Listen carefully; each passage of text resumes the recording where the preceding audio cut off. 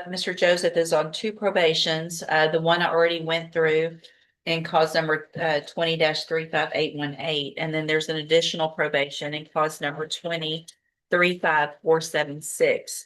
Mr. Joseph is on probation in that case for possession of a controlled substance, a second-degree felony.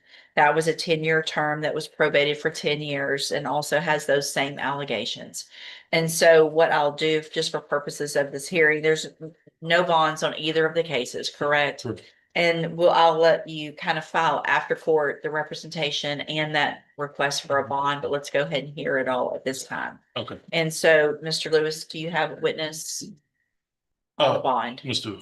Joseph. Mr. Joseph, best you can, raise your right hand, sir. Do you swear or affirm the testimony you're going to give in this hearing will be the truth, the whole truth, and nothing but the truth? Yes, ma'am. All right, go. Mr. Joseph, you state your full name for the record. Justin Joseph. Okay, and Mr. Joseph, you do understand we're here to address your bond issues in regards to these cases? Yes, sir. Okay, now, as far as your working situation, do you currently have a job?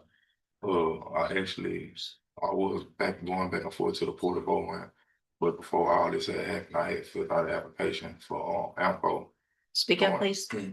I said I was working back and forth at the Port of Owen, but before all this had happened, I had just filled out an application for AMCO off of West College doing vacuuming and hydroblasting. Now I'm supposed to start that, but turn myself in to take care of all this. And as far as any additional responsibilities, especially in regards to your family, what kind of responsibilities are those? Kids, and I'll take care of my uncle that just recently fell from out of the ceiling or out of the attic or whatever. He broke his hip bone. So I'll be having to help him, take care of him, take him in and out the bathtub. Have to take him to the restroom because he can't walk and he don't have a walk or anything like that. So you basically his primary caregiver when you're not working? Yes, sir. Okay. Now as far as expenses, do you have any property or any money saved to put up that you could put forward the bond? Yes. Okay. Approximately how much of a bond would you be able to make? Probably like 10,000 a piece, or no more than 20,000 a piece, probably. Okay. And as far as any conditions of a bond, a lot of these allegations, of course, deal with drug use. Do you have any concerns or objections to wearing a drug patch or applying with any pretrial conditions judge would have for you? So I can wear a drug patch, ankle monitor, or whatever you need me to do. Listen, I pass the witness, Judge.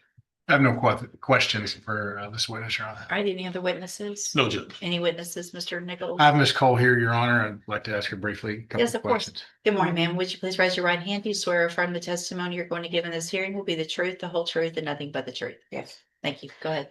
Ms. Cole, are you the officer that's been supervising Mr. Joseph? Yes, sir. And how long have you done that for? Since he got out of safety placement and started outpatient, so that would have started in November. When was he ordered to go to safety? He was ordered to go to safety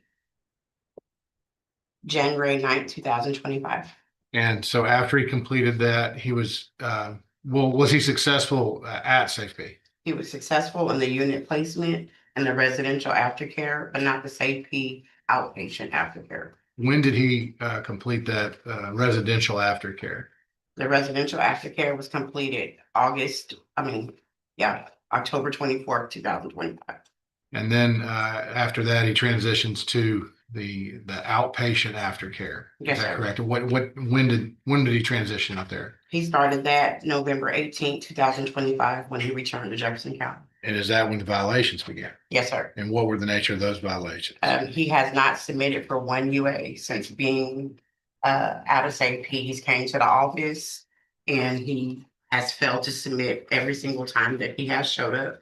What can you tell the court what happens when he fails to submit? He's in the office, he's told he needs to do your analysis. What happens? The last time that he failed to submit, he said that his sister had emergency surgery and we were in the UA lab.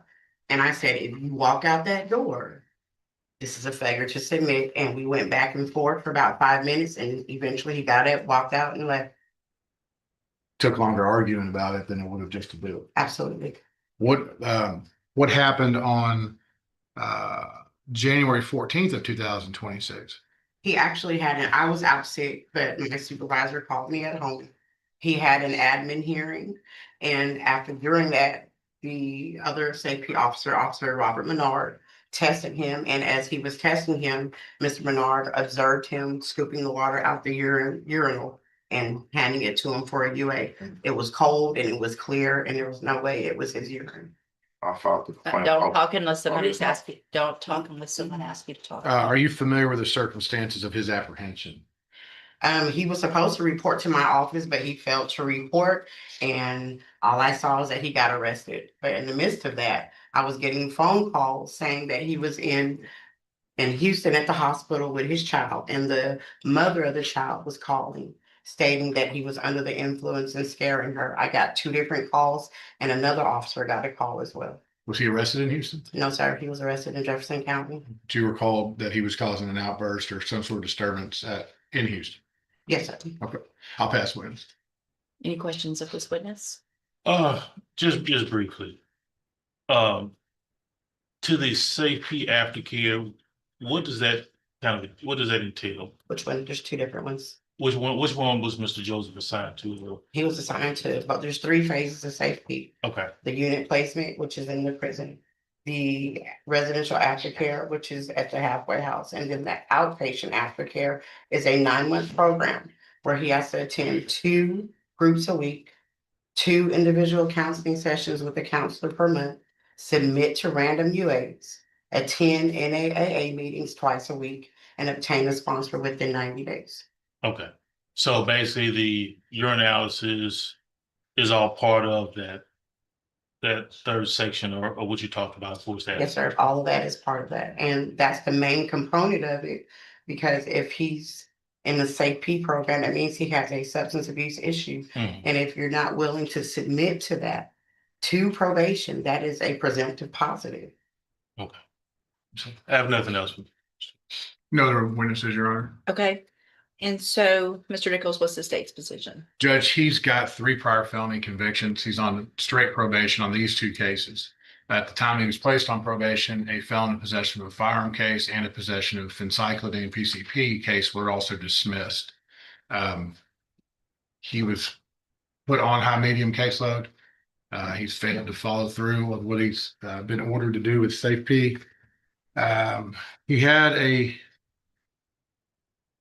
He was ordered a little over a year ago to do the Safe Peak program and has chosen not to comply with the requirements of it afterwards, and he's tried to falsify the testing. Judge, while he may be entitled to a bond, I would ask that the court make it sufficiently high to keep him here in Jefferson. Well, they're both adjudicated, so Oh, it's then not I'm necessary. asking for no bond, Judge, because frankly, I don't think that he's done anything to show the court that he's going to follow the court's rules while out on bond. All right, Mr. Lewis, argument.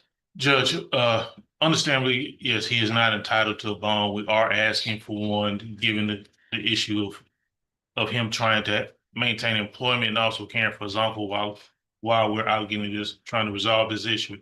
I believe any concerns of the court can be cured by the drug patch or some sort of pretrial condition that can monitor any drug use or anything while he is out on bond. I believe a bond of $15,000 for each case will be sufficient of that.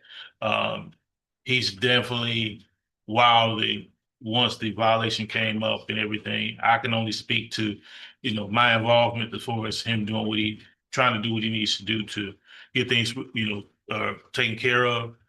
Some of these allegations are my first time hearing about them, but and I'll address them with Mr. Joseph. But as far as his bond, I do believe a bond of $15,000 will be sufficient to maintain his return to court, and also a bond condition of a drug patch or a scram device or something of that matter could definitely keep the court in the loop, if you will, if he does relapse or has any other drug use. Well, here's the problem, Mr. Joseph. There's nothing more strict really than going through that safety program and the aftercare. And that's like Mr. Lewis said, for me to keep an eye on you is for probation and those programs to keep an eye on you. And what I'm seeing and what gives me concern is that back last year, I'm looking at the administrative hearing that led you going to safety. And at that point, you had tested positive for PCP numerous times, and you had also failed to submit numerous times to testing. And then you went to safety, and then it just looks like it's the same problem that we don't know, but I would tend to think it would be a fairly good assumption that you were using PCP again, and that's why you didn't want to submit on the numerous dates that you have here. It makes no sense for me to say, okay, well, we sent you to safety because you had a problem with PCP. You got out and then you did aftercare and you couldn't get through it because you were trying to either falsify or not show up. So it doesn't make any sense to me that it would be safe